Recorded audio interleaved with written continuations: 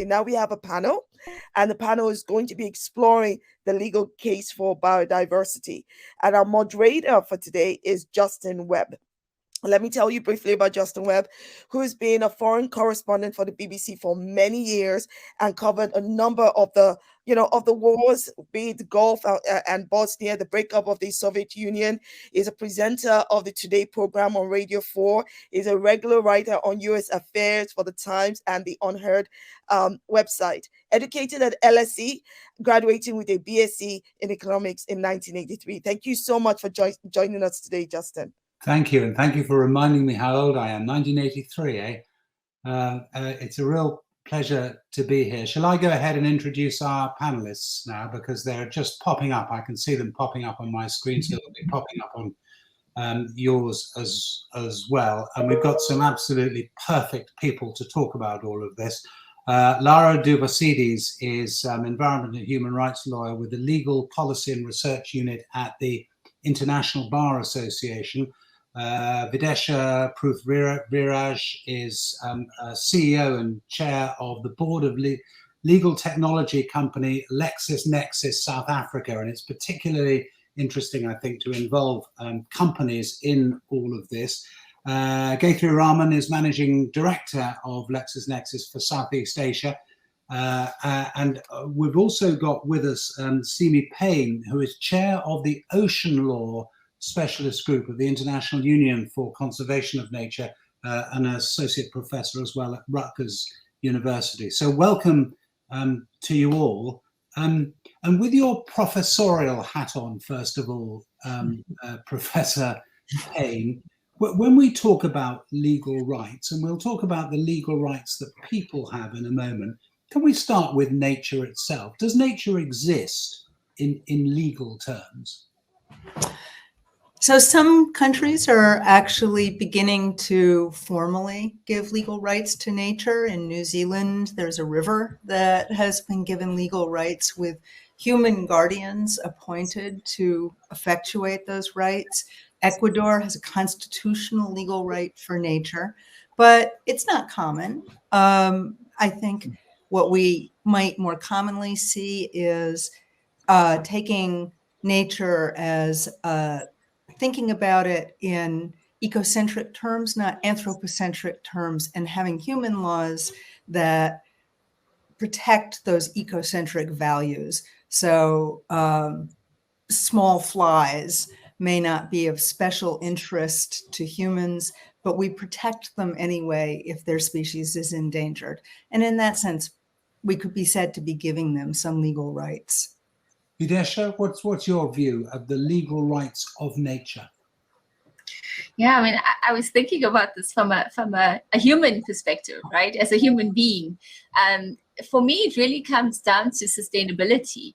And if I think of the earth, I think of it as a macro ecosystem, and then we've got all these micro ecosystems, and human beings are part of these these micro ecosystems as well. So, at the end of the day, in order for the earth to survive and to be sustainable, and for humans to actually continue on this planet, in addition to every other species, we have to give nature the right to survive, to thrive, to evolve, to regenerate. So for me, when I think about the rights of nature, it's, the right to existence, the right to regenerate, the right to restore itself, the right to protection, and the healthy environment. And like Cymie says, then somewhere around that, because it is living, it has to have the rights to legal representation, like humans do as well. Right. Well, like humans do, then brings me to my next question to Lara. Lara, you are a human rights lawyer, among the many other things that you do. What rights do humans have at the moment to enjoy nature? And I use that word enjoy in the kind of widest sense, to be part of it.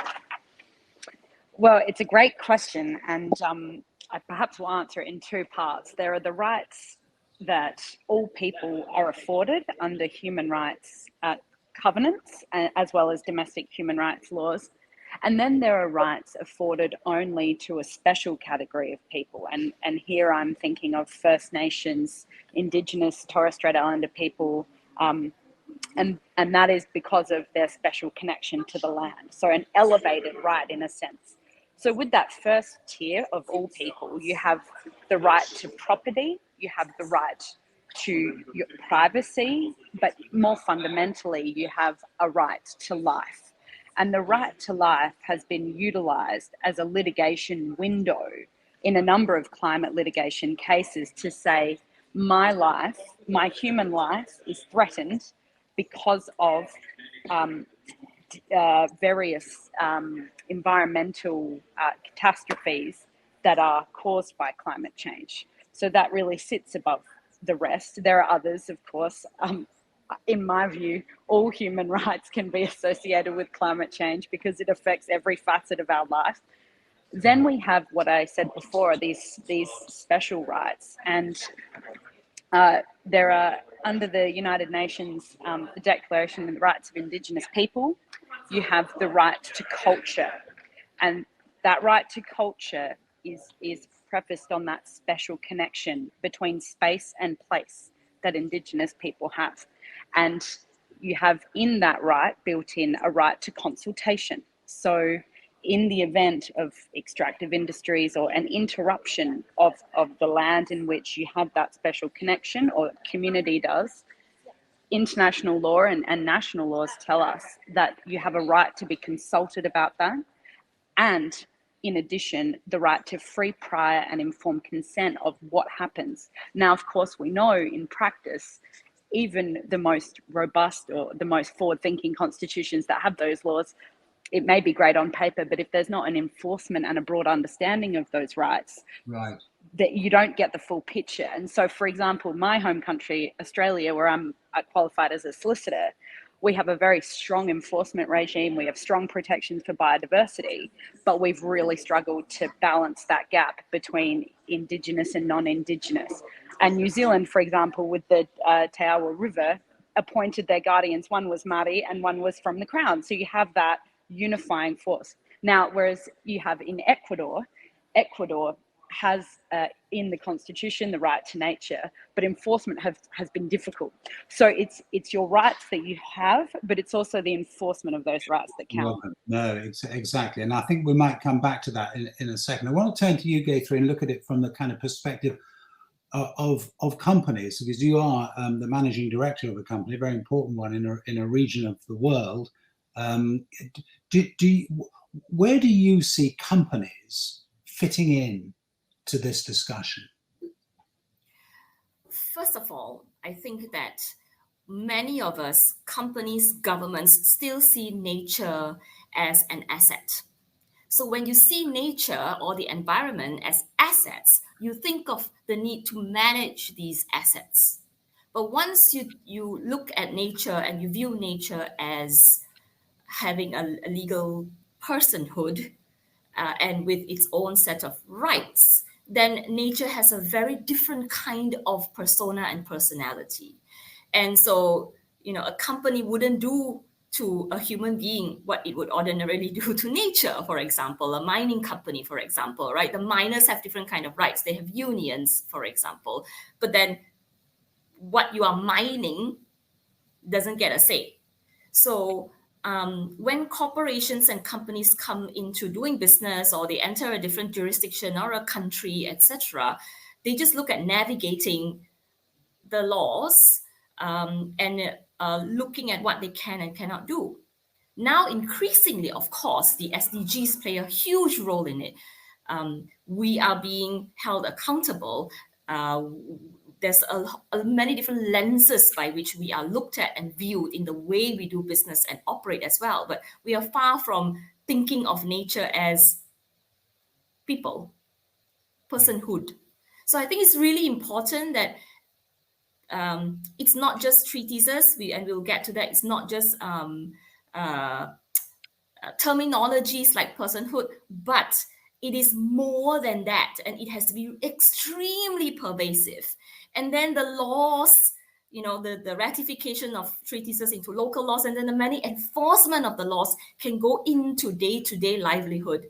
And then it comes to affect companies and the way they do business as well. So it takes a while for it to filter through. But as long as you think of nature as an asset, that's where there is a temptation to manage it. Yeah. Cymie, could you take us a little of the way into the law when it comes to treaties and international agreements that currently exist, and where you see us going, or where you would like to see us going in the next, I don't know, 5 to 10 years? I'll just give you 2 examples, right? I'm Malaysian, I'm based in Malaysia.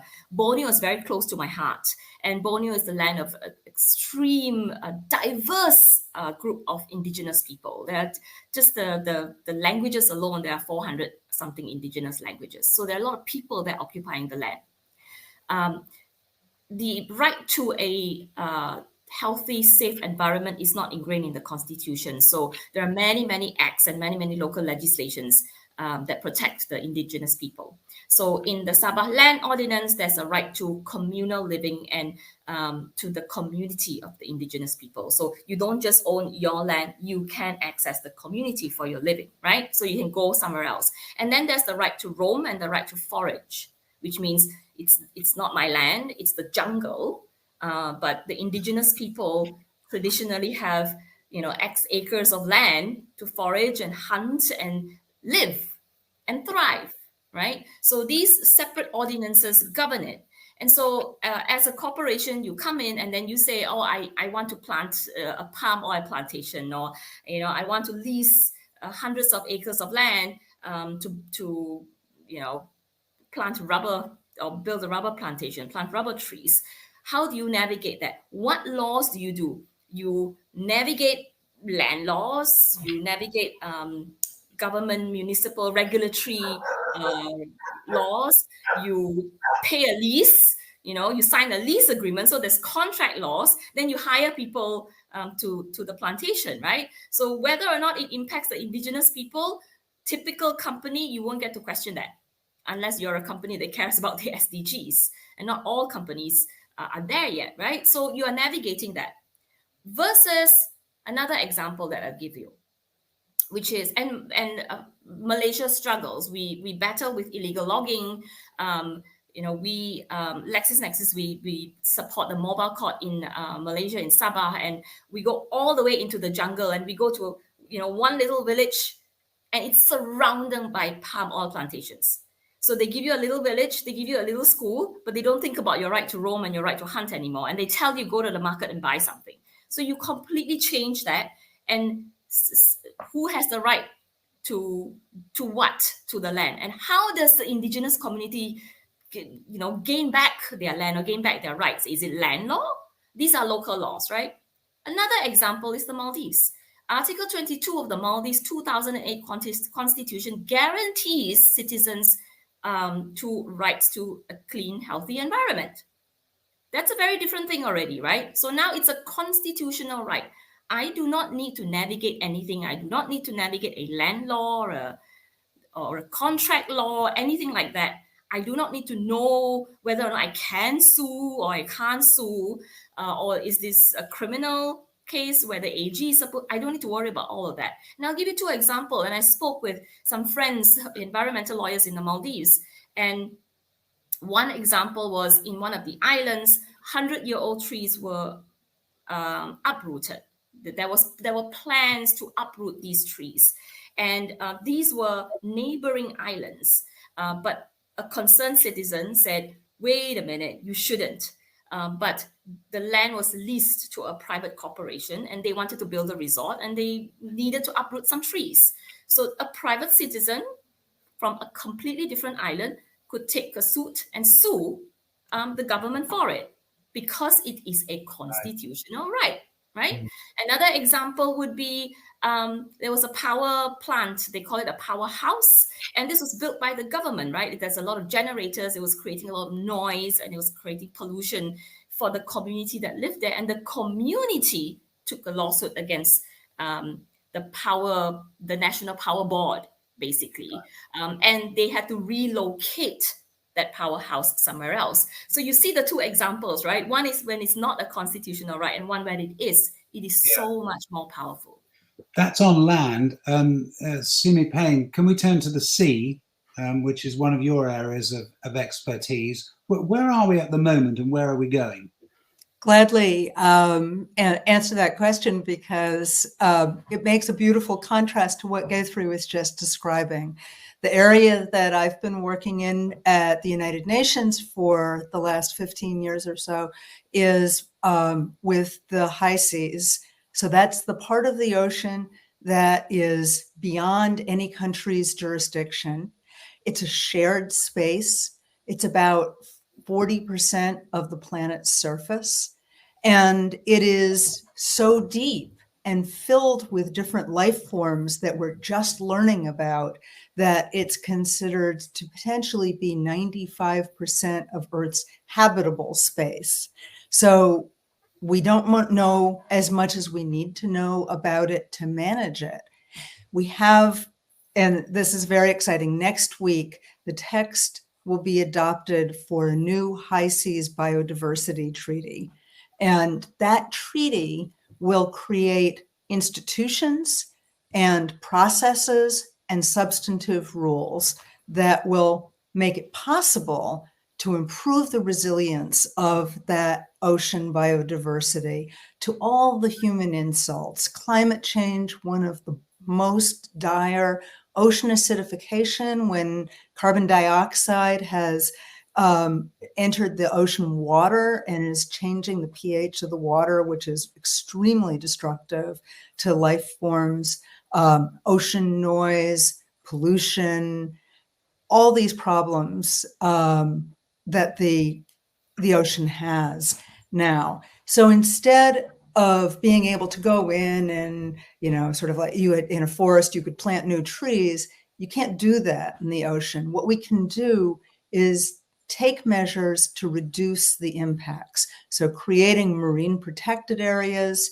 Also, there's a provision in this new treaty that will require countries, when they're sponsoring an activity, so countries register ships as flag states. Most people have probably heard of that concept. If you're out in the ocean there, you've got a link to some country. That country that has what we call jurisdiction and control over your activity has to ensure that you do a new environmental impact assessment. And this reminds me of what Eva was just saying about the need at the outset for business to assess what it's doing. This is a formal process to assess. She also talked about disclosure, and this new treaty will create an information platform. We're calling it a clearinghouse mechanism, where scientific information, proposed activities, information about capacity needs of developing states that are participating in the treaty, a myriad of information, financial information, because there's some innovative financial mechanisms in this treaty intended to make it possible to fund all these activities. So as you can see, I'm very excited about what we're looking forward to with this new agreement.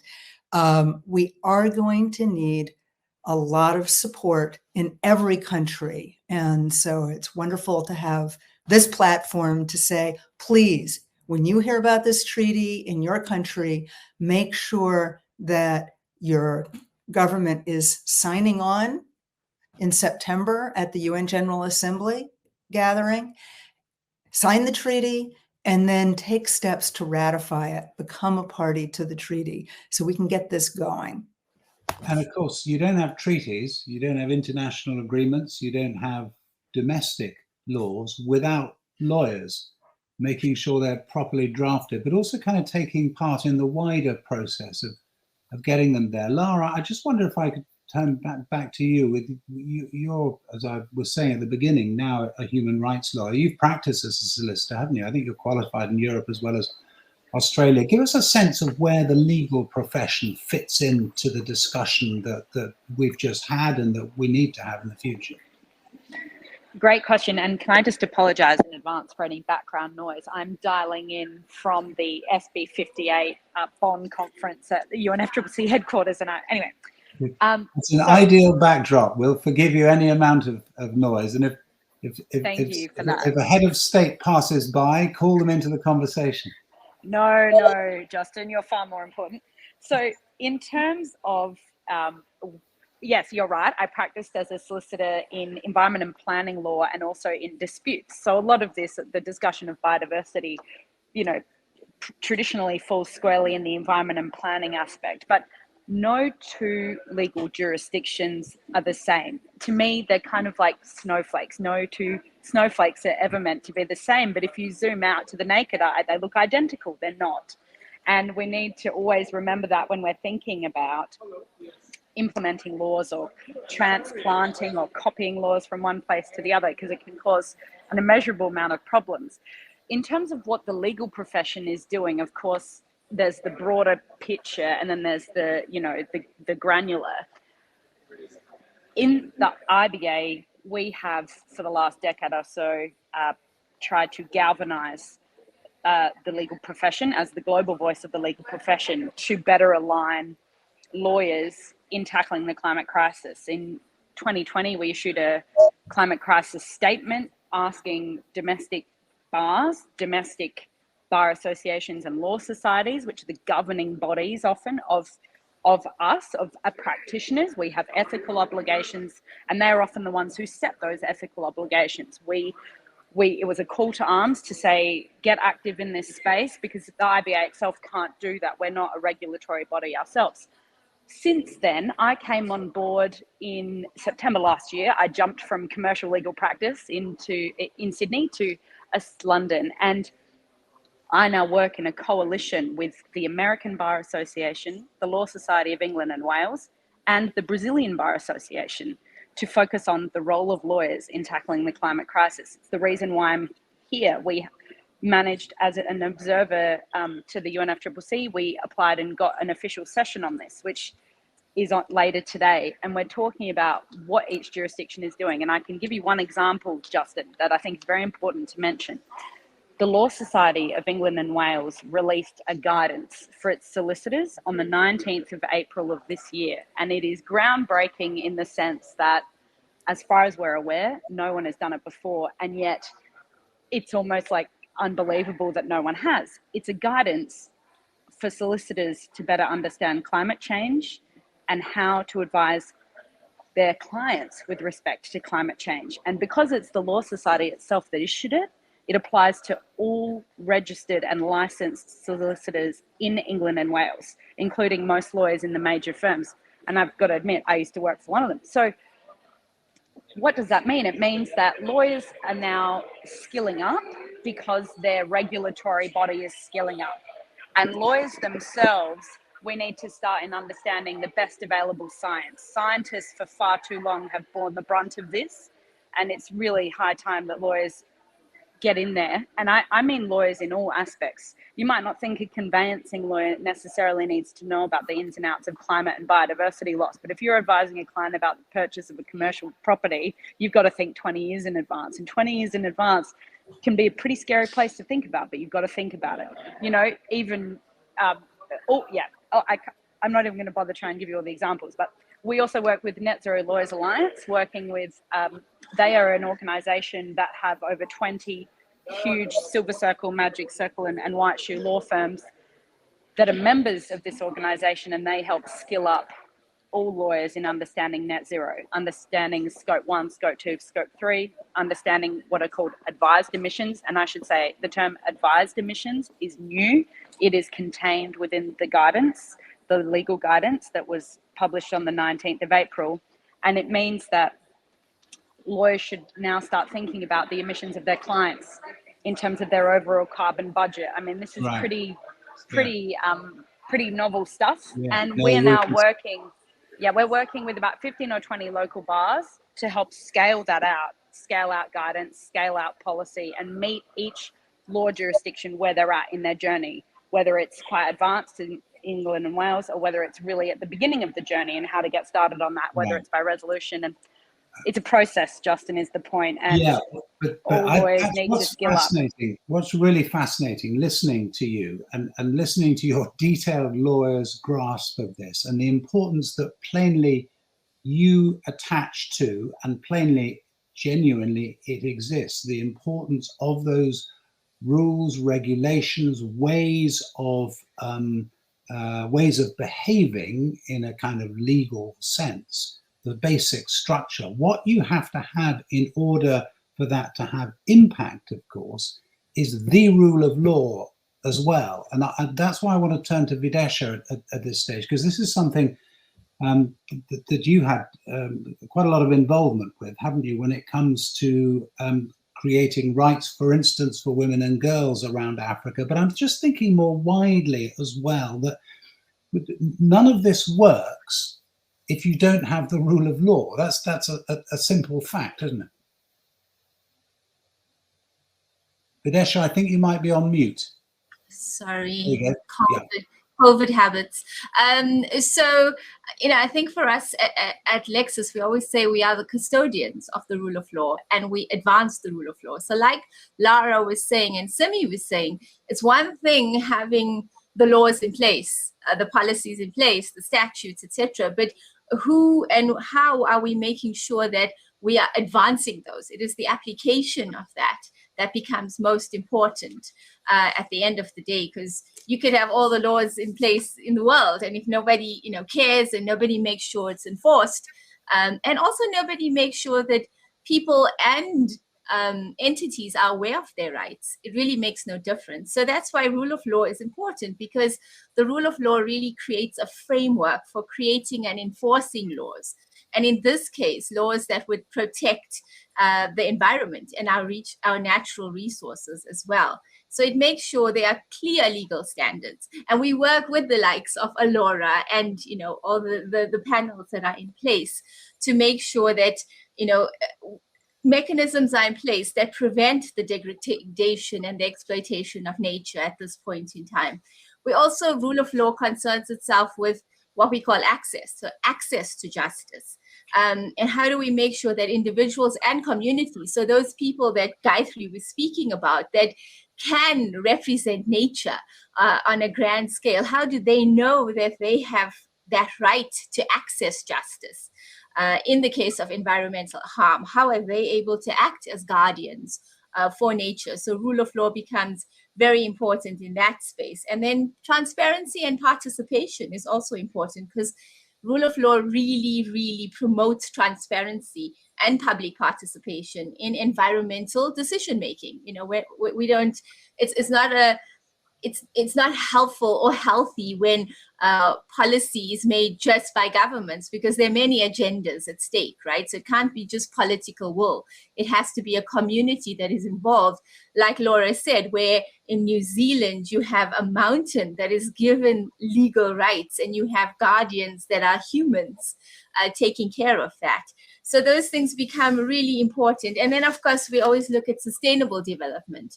And like Gaythri said, where we have corporates really have to think about environmentally responsible processes, right? Because we are for profit, but how do we do it in a way that helps us work with nature versus working against nature? And like Eva said, what are those 4 things that corporates need to look at? We need to look at assessing impact. We need to look at committing to changes and scientific measurables around that, transforming businesses, and then disclosing at the end of the day. And so sustainable development is something that rule of law really thinks about. How can the rule of law facilitate the integration of environmental considerations into policies, into practices that are related to development? So, we ensure environmental protection and conservation are not sacrificed for the short-term economic gains, which most corporates are really thinking about. We talk about the triple bottom line in corporates as an MD. You think about your financials, but now it's become equally important to look at the social impacts, to look at your environmental impacts as well, because we're here for the long game. So that sustainable development, the rule of law really takes care of, because it promotes sustainable development that supports your societal demands and responsible stewardship for nature at the same time. So very strong foundation for the protection, for the stewardship of nature in the end of the day, establishes some legal norms, assures accountability, promotes transparency and participation, and supports sustainable developmental practices. And so And I really believe that by upholding the rule of law, societies can better respond to the societal call for environmental stewardship while working towards a more sustainable future for both corporates and all other types of organizations at the same time. So something we cannot do without. Gaythri, you were giving that both a literal and a metaphorical thumbs up as she was speaking. Definitely, totally support that. I mean, it's really important. I mean, I'm really glad you're having both of us on stage, because we can't just have an environmental conversation with the governments, right? Because the corporates are everywhere. Government is national. Corporates are global. A lot of people forget that. And corporates are the one that can see problems everywhere and sometimes can choose to ignore them.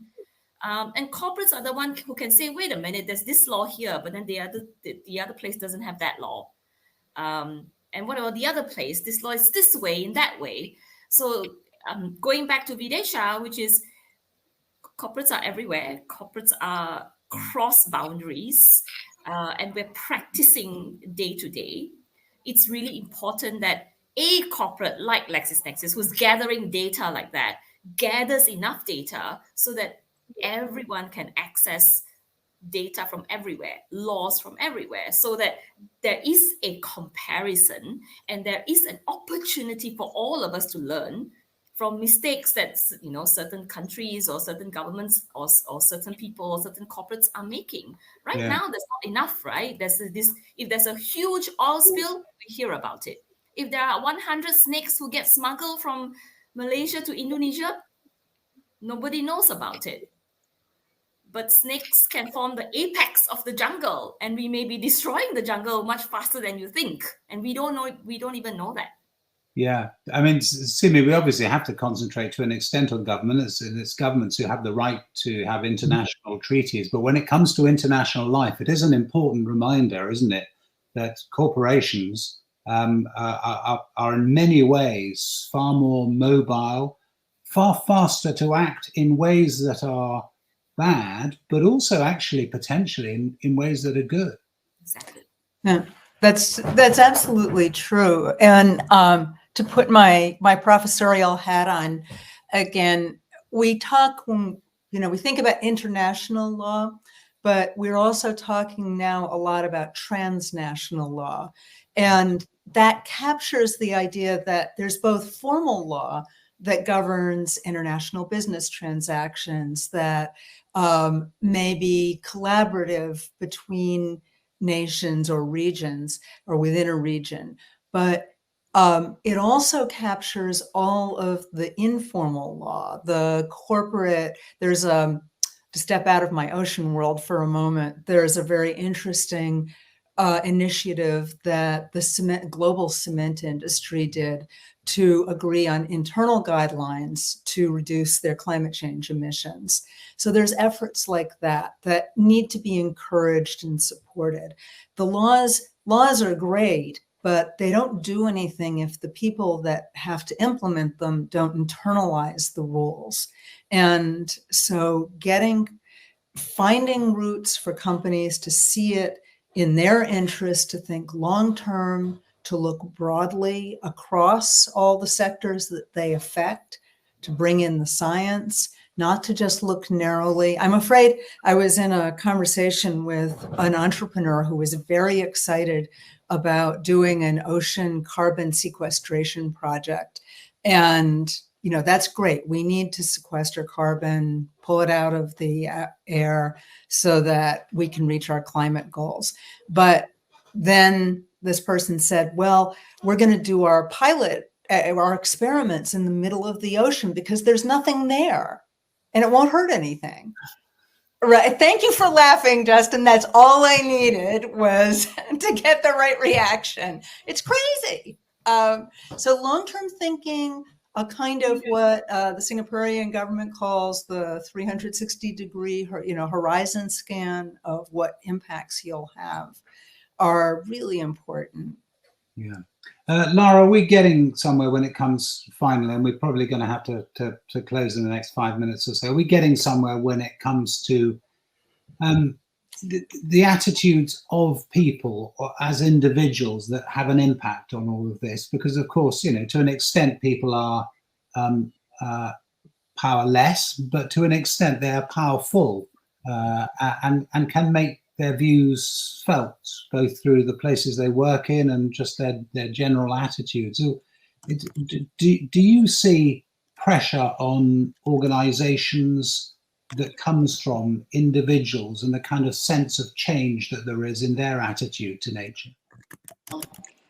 Absolutely. Some of the best climate litigation cases we have are from individuals in the everyday that have noticed something, taken issue with something and escalated it, often to the highest courts that we have.